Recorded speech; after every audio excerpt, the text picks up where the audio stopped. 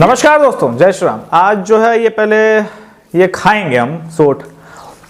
शुद्ध रूप से ये जो है किसानों का खाना है और इसे कहीं मार्केट में या कोई खरबपति आदमी लेके नहीं खरीद सकता, क्योंकि ये घर में बनाया जाता है। तीसी समझते हो, उसका इस्तेमाल करते हैं। आज चूंकि किसानों ने कहा है कि एक दिन का उपवास रखेंगे, किसानों ने नहीं, सो कॉल्ड किसान संगठनों ने, जो कि दिल्ली बॉर्डर पे जाम किए हुए हैं, अब गाजियाबाद को भी जाम कर रहे हैं। तो जवाब देंगे पहले उनको जो सो कॉल्ड रूप से किसान संगठन के किसान नेता बने हुए हैं। हम किसानों के नेता बने हुए हैं और वास्तव में किसानी क्या है और किसानों के लिए कौन काम कर रहा है, पूरा वीडियो देखिएगा। जय श्री राम का नारा लगा के, कम्युनल चैनल है ना जी, जय श्री राम का नारा कंपलसरी है, हाँ?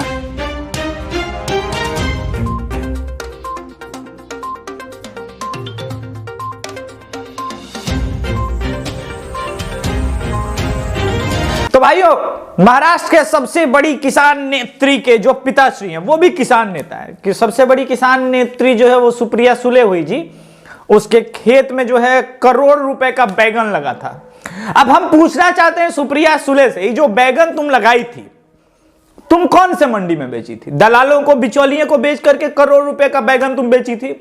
उसी तरह चिदम्बरम से भी हम पूछना चाहते हैं, आप जो अपने बालकनी के गमलों में गोभी उगाए थे 40 करोड़ रुपया का, वो कौन से मंडी में आपने बेचा था? ताकि हम जानना चाहते हैं कि वो कौन से मंडी में बेच के आपको ये वाला रेट मिला है। दर्शकों को भी पता चलना चाहिए ना, मेरे दर्शकों को, कि भाई आखिर 40 करोड़ की गोभी उगाने वाला जो है वो कोई खरीदने वाला होगा ना, तो उसको किसको बेचा गया था, ताकि पता चल सके किसानों को कि भाई बिचौलिए सही है या आपने जहां पे बेचा है इस बैगन को, इस गोभी को, वहां बेचने पे ज्यादा फायदा मिलेगा। ये तो पूछना बनता है ना भाई। उसी तरह से शरद पवार कह रहे हैं, देखिए भाई ये सब जो मंडी है, बिचौलिया, इसको बंद करना चाहिए, जल्दी से जल्दी नए कानून की जरूरत है। ये बयान इन्होंने 2006 में दिया था। सुन लीजिए, पहले शेखर गुप्ता का एक क्लिप सुनाते हैं, उसके बाद जो अकाली की हरसिमरत कौर है वो भी कुछ इस आंदोलन के बारे में कहना चाहती है, लेकिन उससे पहले मोदी के द्वारा लाए हुए बिल के बारे में कुछ कहना चाहती है। दोनों सुनते हैं। Mainly from reforms in APMC Act, and not only that, but now we are trying to encourage the private sector and cooperative sector to set up big number of agro-processing units along with their entire chain. Hypocrisy की भी सीमा होती है। जब किसान बोता है और बेचना जाता है तो उसके पास कोई मार्केट नहीं है, उसको मालूम नहीं किस मार्केट में जाना है। अगर मंडी जाता है तो 35 से 40% सामान खराब हो जाता है, और इस बीच में आठ लोग कमीशन एजेंट होते हैं, बीच में 8 कमीशन एजेंट। हिपोक्रेसी की भी सीमा होती है। Speaking to DD News, she said this ordinance has given freedom to farmers in the right sense. आज देश भर में जो ये किसानों को भड़काने की बात की जा रही है, ये भ्रम पैदा किया जा रहा है कि मोदी साहब ने 3 ऑर्डिनेंस जो लेके आए हैं मोदी सरकार, उससे किसानों का बहुत बड़ा नुकसान होगा और पंजाब हरियाणा में एमएसपी खत्म हो जाएगा। हाँ तो भाई लोग लब बोलू, आप क्या, हरसिमरत कौर हो या फिर शरद पवार हो, कांग्रेस के 2014 के मैनिफेस्टो, 19 के मैनिफेस्टो, 2012 में तो सदन में डिबेट ही चल रहा था कि बिचौलिया कितना खा गया। याद नहीं आएगा तो वो भी वीडियो हम लास्ट में डाल देते हैं ताकि याद आ जाए लोगों को। इसी बीच जो है कैप्टन अमरिंदर सिंह कह रहे कि देखिए जो IT department, income tax department बिचौलियों पे रेड डाल रहा है ना, ये दरअसल रेड डाल रहा है दबाव की राजनीति, बदले की राजनीति के तहत। तो अब जरा हम समझने की कोशिश करते हैं कि इनकम टैक्स डिपार्टमेंट किसी पे रेड क्यों डालता है। अगर आपके पास कोई इनलीगल प्रॉपर्टी है या नहीं है तो इनकम टैक्स डिपार्टमेंट रेड डाल के भी क्या कर लेगा। एनीवेज, तब तक कैप्टन अमरिंदर सिंह जो है वो मोदी जिसका दलाल है यानी अडानी, उसको बोले कि तुम 6100 मेगावाट जो बिजली प्रोड्यूस करोगे वो पंजाब को दोगे, ये लो तुम्हारा कॉन्ट्रैक्ट है। बताइए, हो सकता है मोदी दलाल से बड़ा दलाल कोई आ गया हो सकता है ना। तो ये पावर कारपोरेशन जो है, चाहे रिलायंस हो या अडानी हो, अच्छा रिलायंस को जो है 2G स्पेक्ट्रम देने वाले यानी जो मोदी है वो अंबानी का दलाल है, और वही अंबानी जो है उसको 2G स्पेक्ट्रम देने वाले जो है वो कांग्रेसी थे। खैर कोई बात नहीं, 2G स्पेक्ट्रम दिया होगा, हो सकता है गलती से दिला गया होगा। मगर 2011 में जो राफेल समझौता हुआ था, सुनिएगा, 2011 में जो राफेल डील का समझौता हुआ था, उसमें एसोसिएट पार्टनर के रूप में मुकेश अंबानी का जो है रिलायंस डिफेंस था। अरे तरीके, बताइए भाई, मोदी की दलाली गजब है। इसीलिए शायद मनमोहन सिंह जी जो है हाथ जोड़ करके मुकेश अंबानी के आगे खड़े हुए हैं कि देखिए भाई, मोदी आपका दलाल है और आप हमारे दलाल हैं, तो एक काम कीजिए, आप जो है मुंबई से मिलिंद देवड़ा का प्रचार कीजिए। और ये नैरेटिव सेट करते हैं वामपंथी पत्रकार। वामपंथी पत्रकार लगातार मोदी जी को अंबानी अडानी का दलाल बता रहे हैं और कॉन्ट्रैक्ट धड़ाधड़ कांग्रेस राज्यों में मिल रही है। छत्तीसगढ़ सरकार जो है अडानी को कॉन्ट्रैक्ट देती है। भूपेश बघेल वो देते हैं अडानी को कॉन्ट्रैक्ट। अडानी साहब बैठे हुए हैं दामाद विकास योजना के साथ, मैंने रॉबर्ट वाड्रा के साथ। आप लोग समझिए, मेरे सटायर पे मत जाइए, कोई लिखता और है, हम खाली बोल देते देख के, आपको तो पता है। एनीवेज, तो किसान आंदोलन का टोटल लब्बो-लुआब ये है कि भाई अगर यही बिल आम आदमी पार्टी, कांग्रेस, एनसीपी, शिवसेना ये या अकाली दल लेके आती है तब तो बहुत बढ़िया।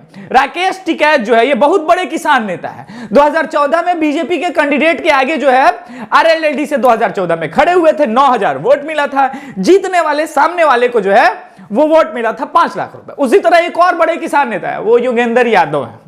नमस्कार, मैं मैक्स से अवार्डधारी योगेंद्र यादव जो है किसान आंदोलन के नाम पे कह रहे हैं कि पूरा भारत में चक्का जाम कर देंगे। ये बात और है कि इनकी स्वराज पार्टी को भारतीयों ने और भारत के वोटरों ने मुंह पे जो है थूक दिया था और नोटा से कम वोट दिए थे। उसी तरह से राकेश टिकैत को भी किसान नेता भारत के आवाम ने मानने से मना कर दिया था। ले लोटा रवीश भैया, ये बताइए 9000 वोट तो मिलता है यहाँ के किसान नेता को, अब बाकी 5 लाख वोट से इनके सामने भाजपा के कैंडिडेट जो हैं वो कुंवर साहब जीत जाते हैं। तो ये मैच नहीं हुआ। ये कौन लोग हैं? यही राकेश टिकैत जो है जुलाई में कहते हैं, जून में कहते हैं कि भाई क्या बिल लेके आई मोदी सरकार, 30 साल से ये बिल पेंडिंग था, अब जाके होगा किसानों का विकास। मगर दिसंबर आते आते यू टर्न मार लेते हैं, ठीक वैसे ही जैसे कि केजरीवाल मारे थे। केजरीवाल साहब भी का अपना प्रॉब्लम है, पहले नोटिफाई कर दिए, बोले वाह वाह मोदी जी वाह क्या बिल है, लेकिन फिर देखा कि पंजाब भी जो है ना वो विरोध हो रहा है, पंजाब में ज्यादा विरोध हो रहा है, तो कहा यार इससे तो दिल्ली की सत्ता बचे ना बचे, पंजाब में हम खत्म हो जाएंगे। तो एक काम करते हैं, यू टर्न मार के जो है ना आगे से अपनी गाड़ी को घुमा के यू टर्न मार के कहते हैं ये बिल काला कानून है। कमाल है।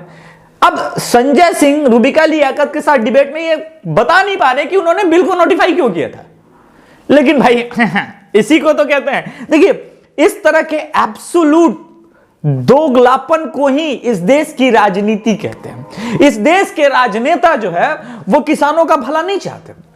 अगर वो किसानों का भला चाहते होते तो उन्हें पता होता कि यहां पे मिर्ची उगाने वाला किसान जो है सालों से दबाया जा रहा था, आज दूसरे और बाहर की मंडी में जब के बेचता है तो उसे सबसे अच्छा रेट मिलता है। देश में किसानों ने इसी बिल के समर्थन में मार्च किया। उत्तर प्रदेश में कई किसान संगठन सामने आए और उन्होंने कहा कि हम भी दिल्ली जा रहे हैं और चाहते हैं कि इस नियम में, इस कानून में कोई बदलाव ना हो, यह बिल भारतीय किसानों के हित में है। और उसके बाद भी जो है ना पंजाब बॉर्डर पे बैठे हुए सो कॉल्ड रूप से, अच्छा एक और नैरेटिव चला गया कि इस देश के सभी जो है आईटी सेल वाले, मतलब हम लोग तो आईटी सेल में नहीं है लेकिन फिर भी सबको आईटी सेल बता दिया जाता है। इस बीजेपी समर्थक सबको खालिस्तानी बोला, नहीं, उसमें जो खालिस्तानी और लेफ्टिस्ट एलिमेंट हैं उन्हीं को सिर्फ बोला जा रहा है। क्या यह सच नहीं है कि इस वक्त जो बॉर्डर पे किसान संगठनों के नाम पे उत्पात कर रहे हैं उसमें से 2 लेफ्ट विंग के हैं, 2 अकाली के हैं और 1 कांग्रेस और 1 आम आदमी पार्टी का है, यानी 6 किसान दल पूरी तरह से राजनीतिक रूप से उनकी विचारधारा कांग्रेस के साथ है, डायरेक्टली इनडायरेक्टली, या फिर लेफ्ट के साथ है, या फिर आम आदमी पार्टी के साथ है, या फिर हरसिमरत कौर वाली जो पार्टी है प्रकाश सिंह बादल वाली है यही है ना रवीश कुमार जी, इसी को ना आप पत्रकारिता कहते हैं। तो आप आधा सच मत बताइए ना, पूरा सच बताइए देश को कि इस देश का बाई एंड लार्ज किसान अब ये चाहता है कि ये कानून इंप्लीमेंट हो। आप लोगों ने बॉर्डर को जबरदस्ती सील करके रखा है और इस प्रकार से अगर हर बिल का विरोध करने लगे तो क्या भविष्य में, क्योंकि भाजपा तो अजर अमर है नहीं, मोदी तो अमरत्व का वरदान लेके आए नहीं है, तो कांग्रेस जब पार्टी आएगी और इसी प्रकार से हर बिल का विरोध हो तो क्या यह देश का संघीय ढांचा चल पाएगा? इस सवाल के साथ आपको छोड़े जाता हूं। जय श्री राम का नारा कमेंट बॉक्स में इसीलिए लगाना जरूरी है क्योंकि कम्युनल चैनल है, आपको पहले भी बता चुका हूं। जय श्री राम।